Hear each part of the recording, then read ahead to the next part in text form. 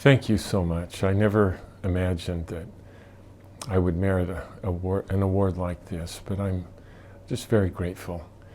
And again, thanks to all of you who have taught me so much about management and innovation. As some of you know, I've been trying to put my research right in the mirror to examine my life and try to help our students do the same examination of their lives. And I've really found it to be insightful, that at a fundamental level, a lot of the principles and theories of management that we spend time during the semester examining other companies, when we use them to examine ourselves, we see very similar parallels. For example, my work on disruption, one of the insights there is well-run companies never got together as a senior group and made the decision to go out and get killed. Their strategy always was that they're going to continue to be stronger and better in perpetuity, and yet they implemented a strategy that was totally different than what they intended to do. I see the same thing going on with my colleagues and my students and my classmates. Every 5 years at the Harvard Business School, we come back as alumni to reconnect with the school and with our classmates.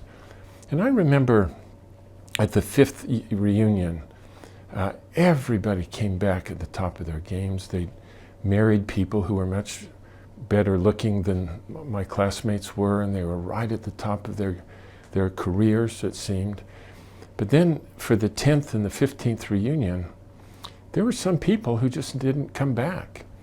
And by the 20th and 25th, there were a lot of people who just didn't come again. And as I tried to connect with them or ask mutual friends what's been going on, very often the answer was, he's in the middle of an awful divorce, or his children are being raised by another person on the other side of the country and I never see them again.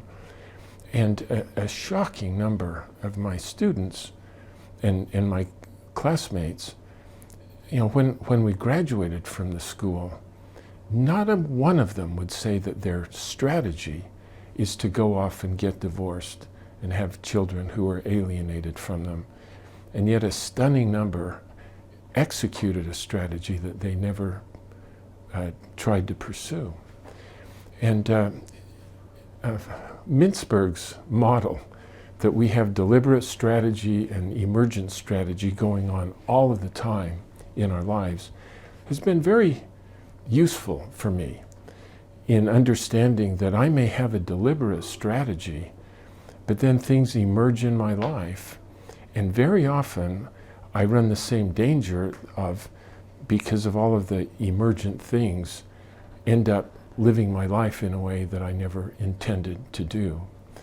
And so the way I've been thinking about it is that it's really unpredictable from a professional point of view what kind of opportunities and threats might emerge in our lives. For me, my goal was to become the editor of the Wall Street Journal. And as hard as I tried to get a job with that organization and move up, it just never happened to me. And I never imagined that I could be a professor at the Harvard Business School. But it happened, and I'm very grateful that a strategy that has been fun for me emerged in my life.